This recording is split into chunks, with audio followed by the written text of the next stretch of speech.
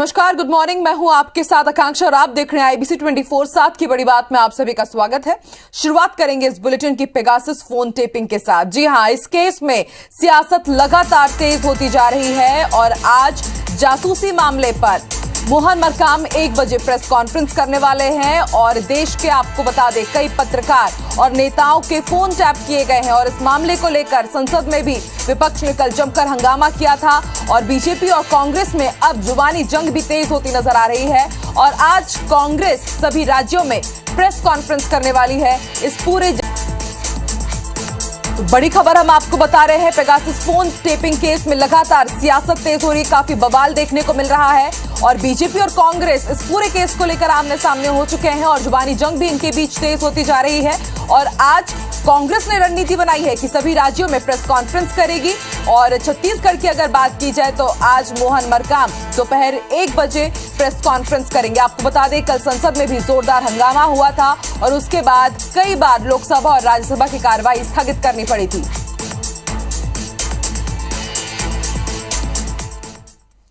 Pegasus spyware के जरिए जासूसी मामले को लेकर सीएम शिवराज ने कांग्रेस पर जमकर हमला बोला। उन्होंने इस मामले को विपक्ष की साजिश बताया है और कहा कि ये भारतीय लोकतंत्र को बदनाम करने का इंटरनेशनल षड्यंत्र है। शिवराज ने आरोप लगाया कि यूपीए सरकार के समय 9000 फोन कॉल टेप किए गए थे। इतिहास गवाह है कि कांग्रेस जासूसों से भरी पार्टी है। उन्होंने कहा, कांग्रेस और विदेशी ताकतें प्रधानमंत्री की लोकप्रियता को पचा नहीं पा रही हैं। शिवराज सिंह चौहान ने राहुल गांधी और दिग्विजय सिंह को भी जमकर आड़े हाथों लिया। श्रीमान राहुल गांधी जी खुद राजनीतिक रूप से शून्य हैं। अब आलू से सोना बनाने वाले व्यक्ति का फोन टैप करवा के हम क्या करेंगे? मध्य प्रदेश में भी कमलनाथ जी को निपटाने का काम कौन ने किया? श्रीमान दिग्विजय सिंह जी ने। सीएम भूपेश बघेल की अध्यक्षता में कैबिनेट की बैठक हुई जिसमें कई अहम फैसलों पर मुहर लगी। बैठक में साल 2021-22 के पहले अनुपूरक बजट का अनुमोदन किया गया। छत्तीसगढ़ गृह निर्माण मंडल की 58 कॉलोनियों को नगरीय निकाय में ट्रांसफर किए जाने का भी फैसला लिया गया। वहीं हाउसिंग बोर्ड के 955 करोड़ की संपत्ति, जिसमें 9400 मकान, 450 से ज्यादा दुकानों को सिंगल टाइम सेटल करके बेचने का निर्णय लिया गया है। साथ ही बिलासपुर के हाईटेक बस स्टैंड को नगर निगम को ट्रांसफर किया जाएगा। इसके साथ ही नवा रायपुर में विश्व स्तरीय शिक्षण संस्थान की स्थापना के लिए स्कूल शिक्षा विभाग को 20 एकड़ भूमि निःशुल्क आवंटित किया जाएगा। वहीं चंदूलाल चंद्राकर मेडिकल कॉलेज को अधिग्रहित करने का अधिनियम भी अनुमोदन किया गया है। विधानसभा के इसी सत्र में अधिनियम पेश कर दिया जाएगा। राजीव गांधी किसान न्याय योजना के क्रियान्वयन के लिए दिशा निर्देश भी जारी किए गए हैं, उनका भी अनुमोदन किया और योजना में राबी फसल को भी शामिल करने का निर्णय लिया गया है। छत्तीसगढ़ राज्य कृषक कल्याण परिषद में सदस्यों की संख्या 10 से बढ़ाकर अब 21 की जाएगी। इसके साथ ही 75 लाख से कम के आवासीय मकानों और फ्लैट्स रजिस्ट्री पर पंजीयन शुल्क में 2% की छूट 31 मार्च 2022 तक जारी रहेगी।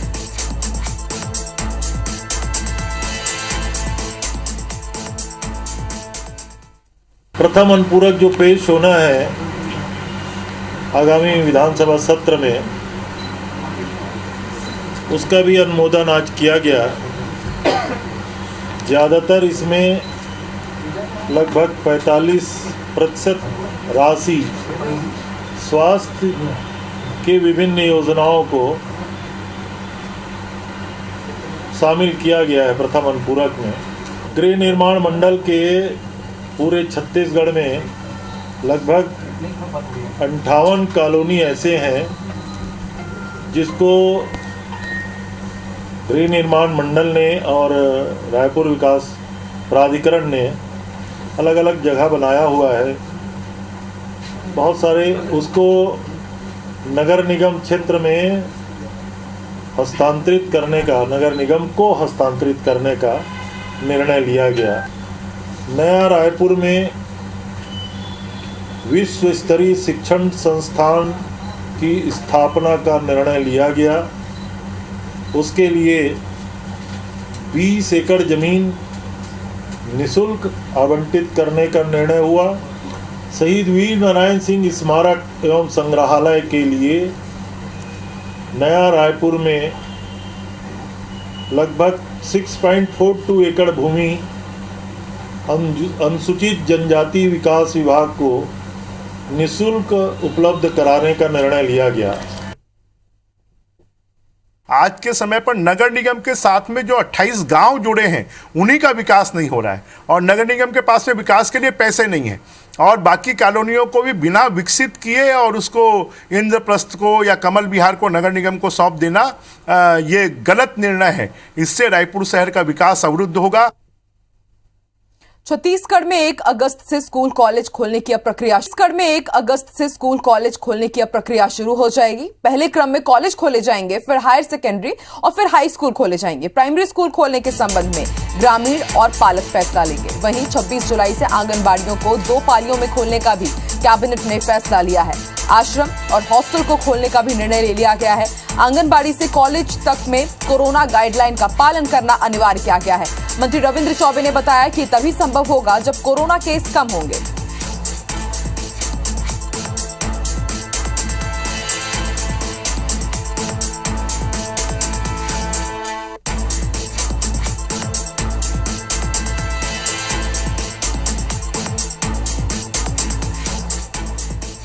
जो स्कूल कॉलेज खोलने का निर्णय लिया उसमें सुरक्षा मानकों का ध्यान लिखा है ना, कोरोना प्रोटोकॉल का। 1 अगस्त के बाद से क्रमशः आंगनबाड़ियों को भी 2 पालियों में संचालित करने का निर्णय लिया गया। बहुत जल्दबाजी नहीं करनी चाहिए। तीसरे स्ट्रेन की बात आ रही है और बच्चों के जो गार्जियन माता पिता हैं वो डरे हुए घबराए हुए हैं और इसलिए बहुत जल्दबाजी इसमें नहीं करना चाहिए। Indian council of medical research यानी कि ICMR ने मंगलवार को 21 राज्यों के 70 जिलों में जून जुलाई महीने में किए गए चौथे सीरो सर्वे की रिपोर्ट जारी की, जिसके मुताबिक देश की 67% आबादी में एंटीबॉडी डेवलप हो गई है। यानी आबादी संक्रमित हो चुकी है और वायरस को बेअसर करने के लिए इन लोगों के शरीर में जरूरी एंटीबॉडी डेवलप हो चुकी है। अच्छी बात यह है कि इनमें बड़ी संख्या में बच्चे भी शामिल हैं। इसके साथ ही स्कूल खोले जाने के सवाल पर ICMR के डायरेक्टर डॉक्टर बलराम भार्गव ने कहा है कि स्कूल खोले जा सकते हैं क्योंकि छोटे बच्चों में एडल्ट की तुलना में संक्रमण का खतरा कम है। यूरोप के कई देशों में कोरोना के बढ़ते मामलों के बाद भी स्कूल खोले गए हैं, लिहाजा उन्होंने सुझाव दिया है कि शुरुआती दौर में प्राइमरी स्कूल खोलने चाहिए, इसके बाद सेकेंडरी स्कूल खोले जा सकते हैं, लेकिन कोरोना के नियमों का पूरी तरह पालन होना चाहिए। हालांकि ये फैसला जिला और राज्य स्तर पर लिया जाएगा, ये कई फैक्टरों पर निर्भर होगा।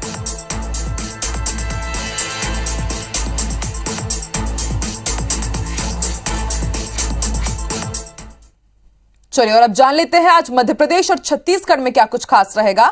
छत्तीसगढ़ की जानकारी देंगे हमारे सहयोगी प्रिया, जो इस वक्त रायपुर से हमारे साथ लाइव जुड़ी है, और इसी के साथ मध्य प्रदेश की जानकारी देने के लिए हमारे साथ भोपाल से शिखर लाइव जुड़ी। सबसे पहले प्रिया, मैं आपकी तरफ रुख करती हूँ, बताइए अब आज क्या कुछ खास रहने वाला है छत्तीसगढ़ में।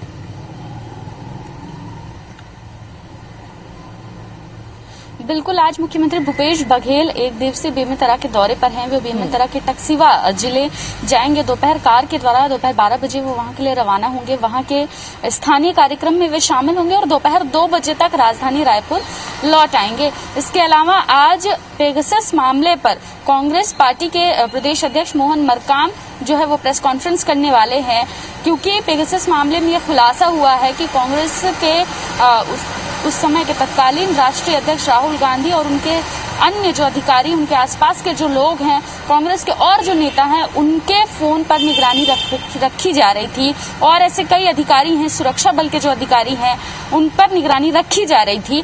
और अब जो है कांग्रेस इस मुद्दे को लेकर मुखर हो रही है प्रदेश में भी, और अब यहाँ पर प्रेस कॉन्फ्रेंस करेगी। यहाँ पर अमित शाह जो कि गृह मंत्री हैं, राष्ट्रीय गृह मंत्री हैं, उनके त्यागपत्र की मांग करेगी। इसके अलावा सर्वोच्च न्यायालय के जो है सर्वोच्च न्यायालय के हस्तक्षेप में अच्छी तरीके से जांच की जाए, अच्छे से इस पूरी प्रक्रिया को कहीं इसकी जांच प्रभावित ना हो, इन तमाम मांगों को लेकर आज पत्रकार वार्ता जो है प्रदेश अध्यक्ष मोहन मरकाम करने वाले हैं। इसके अलावा एक राहत की बात है कि अब स्कूल और कॉलेजों को खोलने की अनुमति जो है वो दे दी गई है। 1 अगस्त से स्कूल और कॉलेजों को खोला जाना है। तमाम कॉलेज के जो फाइनल ईयर के छात्र हैं, सबसे पहले स्कूल कॉलेज उनके लिए खोले जाएंगे। उसके 20 दिन बाद फर्स्ट ईयर और सेकेंड ईयर की क्लासेस लगाई जाएंगी। सभी से कहा गया है कि जो कोविड गाइडलाइन है उसका सख्ती से पालन करवाया जाए, क्योंकि अभी तीसरी लहर की चर्चा भी है, बच्चों के प्रभावित होने की बात भी है। तो ऐसे में गाइडलाइन का पालन करना बहुत अनिवार्य हो जाता है। इसके अलावा स्कूलों को खोलने के लिए 11वीं 12वीं की कक्षाएं 1 अगस्त तक खोली जाएंगी। प्राथमिक शालाओं को खोलने को लेकर जो है स्थानीय स्तर पर निर्णय होगा, यानी किसी क्षेत्र में यदि संक्रमण नहीं है या 1 या 2% से कम है तो वहां पालकों से चर्चा की जाएगी और छात्रों से चर्चा की जाएगी, और इसके अलावा जो वहां के स्थानीय जनप्रतिनिधि हैं, जिला प्रशासन है, उनसे चर्चा की जाएगी और उसके बाद सबके सहमति से ये निर्णय लिया जाएगा कि स्कूल और कॉलेज खोले जाने हैं या नहीं। अभी भी सरकार ये चाहती है सबसे ज्यादा निगरानी इन्हीं पर की जाए, क्योंकि प्राथमिक शाला में बहुत कम उम्र के बच्चे होते हैं और ऐसे में यदि वहां पर निगरानी नहीं की गई तो शायद असर संक्रमण वहां बहुत अच्छे से पैर पसार सकता है। तो ये तमाम खबरें हैं जिन पर आज दिन भर IBC 24 अपनी नजर बनाए रखेगा। आकांक्षा जी, प्रिया आप हमारे साथ बने रहिए। शिखिल भी हमारे साथ जुड़े हुए हैं। शिखिल, आज मध्य प्रदेश में क्या कुछ खास रहने वाला है? बड़ी सियासी हलचल, इसके अलावा दूसरी खबरें। देखिए, अगर बात यहां पर सियासी हलचलों की जाए तो आज मैराथन बैठकों का तीसरा दिन यहां पर है। पूर्व मुख्यमंत्री और PCC चीफ कमलनाथ बैठक यहां पर कर रहे हैं। जिस प्रकार से जो बैठकों की रूपरेखा यहां पर तय की गई थी कि प्रदेश में 1 लोकसभा उपचुनाव, 3 विधानसभा उपचुनाव और इसके साथ नगरीय निकाय चुनावों को लेकर जो है वो चर्चा यहां पर की जाएगी। जिस प्रकार से कल CM शिवराज सिंह चौहान ने जो जासूसी मामले को लेकर पलटवार यहां पर किया है और इसी को देखते हुए आज भी जो है इन बैठकों में चर्चा यहां पर की जा सकती है। साफ तौर पर यह रणनीति यहां पर बनाई जा सकती है कि जिस प्रकार से पेगासस जासूसी मामले में सरकार को कांग्रेस जो है जिस प्रकार से सरकार को घेर यहां पर रही है, चाहे वो बीजेपी की केंद्र सरकार से लेकर तमाम पुराने जो मसले हैं उनको यहां पर उठाया यहां पर गया हो, उसे लेकर आखिर क्या रणनीति यहां पर हो सकती है।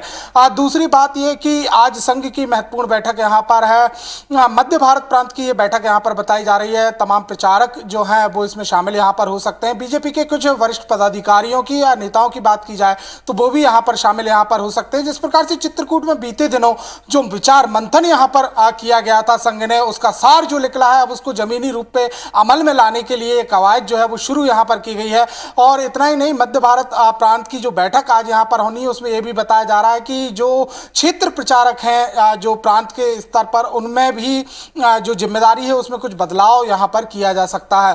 वहीं अगर देखा यहां पर जाए तो CM शिवराज सिंह चौहान आज 10:30 बजे स्मार्ट सिटी में पौधारोपण यहां पर करेंगे। उन्होंने एक पौधा लगाने का संकल्प यहां पर लिया है और इसके बाद एक दिन जो है उनका रिजर्व यहां पर अभी सामने यहां पर बात आ रही है कि आज उनका दिन जो है वो सुरक्षित उन्होंने यहां पर रखा हुआ है। लेकिन कोविड-19 को लेकर वो आज अधिकारियों से जो है अनौपचारिक चर्चा यहां पर करेंगे।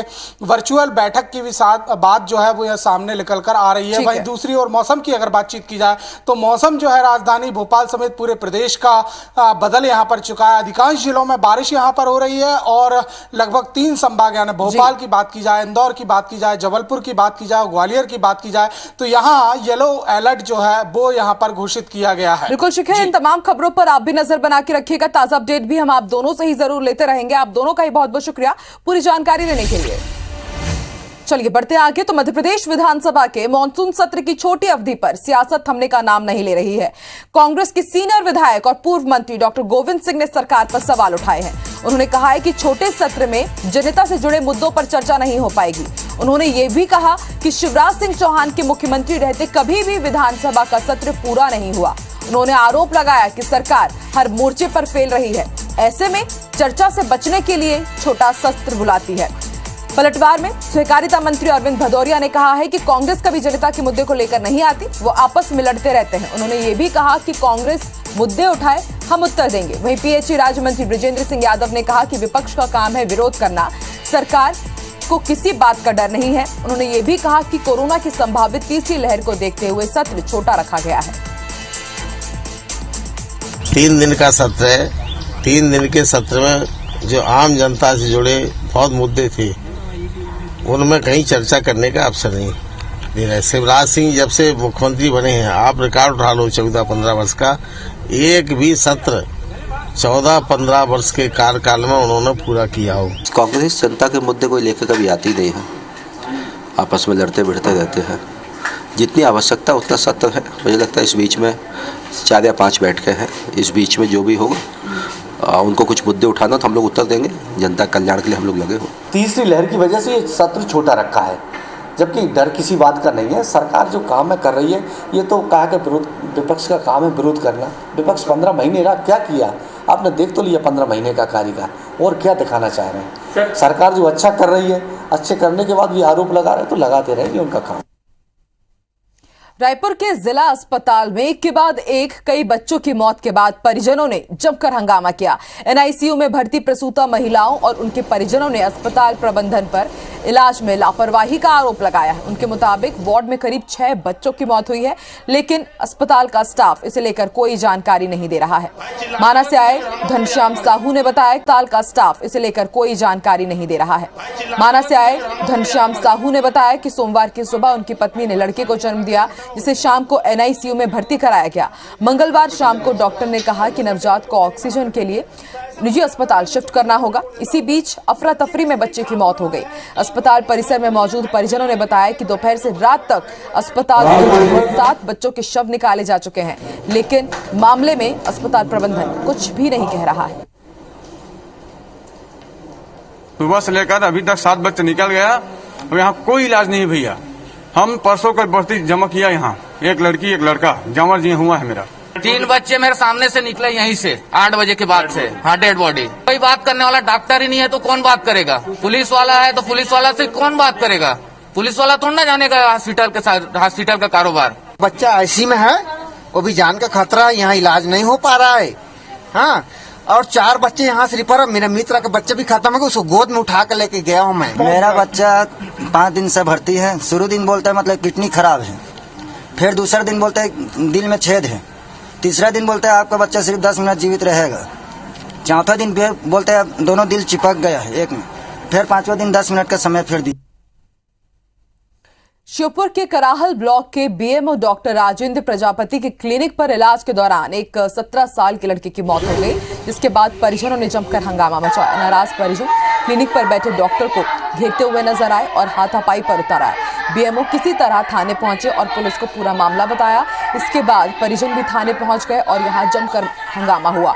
परिजनों का आरोप था कि बेटे की मौत डॉक्टर के गलत इलाज के कारण हुई है, इसलिए डॉक्टर प्रजापति के खिलाफ एफआईआर दर्ज की जाए। घटना की जानकारी मिलते ही क्षेत्रीय विधायक सीताराम आदिवासी भी पहुंचे और मामले को समझाकर उन्होंने शांत कराया। गेट लटक गया। अब आप क्या कार्रवाई चाहते हो? कार्रवाई चाहिए, डॉक्टर साहब रिपोर्ट करके मेरे बच्चा को मेरे को हवाला करवाया। आपने थाने में आवेदन दिया है? थाने में आवेदन दे दिया, हाल कोई सुनवाई नहीं हुई मेरी। रायपुर के गोल बाजार थाने के पीछे बीच बाजार हुई युवक की हत्या के आरोपी को पुलिस ने गिरफ्तार कर लिया है। आरोपी मिराज कुरैशी ने भोला तांडी की हत्या की और मौके से फरार हो गया था। पुलिस ने उसे बैजनाथ पारा स्थित उसके घर से गिरफ्तार किया है। आपको बता दें, भोला तांडी अपने चचेरे भाई सुमित और एक दोस्त रोहित के साथ गोल बाजार की एक दुकान में व्हाइटनर लेने गया था, जहां आरोपी और उसके साथियों ने इस पर कमेंट किया कि तुम लोग कहां के हीरो हो, और इसी बात पर झगड़ा शुरू हुआ और मिराज कुरैशी ने धारदार चाकू से सीधे भोला का गला रेत दिया। जो आरोपी है इसकी पतासाजी पुलिस के द्वारा की गई है और इसमें कुछ सीसीटीवी फुटेज खंगाले गए। उस आधार पर एक मिराज कुरैशी करके एक लड़के का नाम आया था, उसको लाया गया है, उसको गिरफ्तार करके न्यायिक रिमांड में भेजा जा रहा है। दुर्ग जिले के नंदिनी इलाके में एक कलयुगी बेटे ने केरोसिन डालकर मां को जिंदा जला दिया। नंदिनी थाना इलाके के ननकट्ठी गांव की ये वारदात है। 48 साल की मधुलता वर्मा अपने नशेड़ी बेटे सूर्यकांत वर्मा के नशे का हमेशा विरोध करती थी, लेकिन सूर्यकांत अपनी मां से इस बात पर रोज झगड़ा करता था। हद तो तब हो गई जब उसने मां को जिंदा ही जला दिया। आरोपी ने पहले मां के ऊपर केरोसिन डाला, फिर बहन और बच्ची को कमरे में बंद कर दिया, जिसके बाद वो फरार हो गया। पीड़ित मां की चीख पुकार सुनकर पड़ोसियों ने इसे 90% जली हालत में जिला अस्पताल पहुंचाया, जहां उनकी मौत हो गई। आरोपी बेटे को पुलिस ने गिरफ्तार कर लिया है। बताया जा रहा है कि आरोपी बेटा गांजा, शराब और नाइट्रोजन गोलियां खाने का आदी था।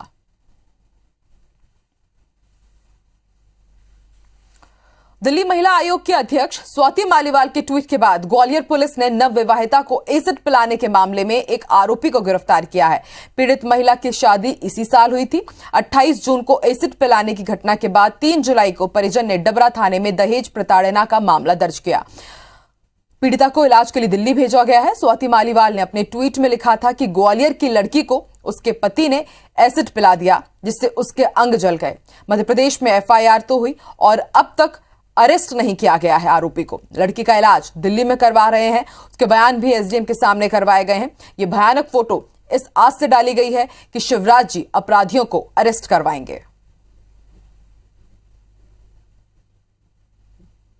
दंड विधान का इजाफा कर लिया गया है और कुल इस प्रकरण में पति समेत 3 आरोपी हैं, जिसमें से एक की अरेस्टिंग हो गई है और 2 के लिए हमारी पार्टियां गई हैं और शीघ्र ही उन दोनों की भी अरेस्टिंग हो जाएगी और जो पीड़िता है वो अभी दिल्ली में इलाजरत है।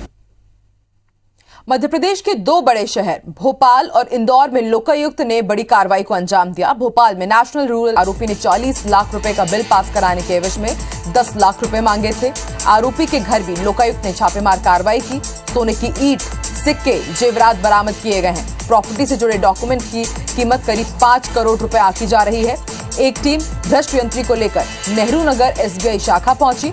वहां लॉकर खंगाला गया जिसमें 700 ग्राम वजनी सोने के गहने मिले। अब तक कुछ 1 किलो 700 ग्राम वजनी सोने के गहने मिल चुके हैं। वहीं इंदौर की छापेमारी में धार नगर पालिका का सहायक यंत्री डीके जैन करोड़पति निकला है। कई जमीनों की रजिस्ट्री और कागजात मिले हैं। इसके अलावा सोना चांदी मिलाकर करीब 10 करोड़ रुपए से अधिक की संपत्ति का खुलासा हुआ है। डीके जैन का अगले साल रिटायरमेंट है। 40 साल की नौकरी में 70 लाख रुपए वेतन बना है। ऐसे में आय से अधिक संपत्ति रखने का केस दर्ज कर लिया गया है।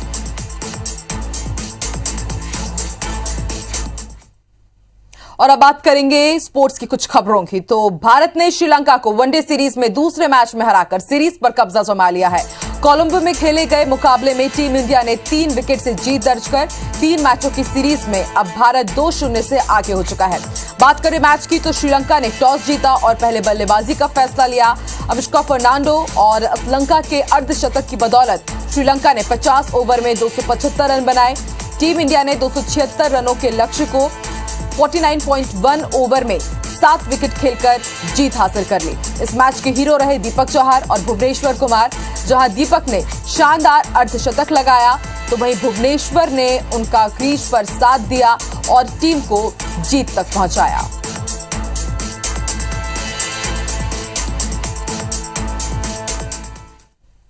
और इसी के साथ साथ की बड़ी बात में फिलहाल इतना ही। देश और दुनिया की तमाम खबरों के लिए आप देखते रहिए IBC 24। नमस्कार।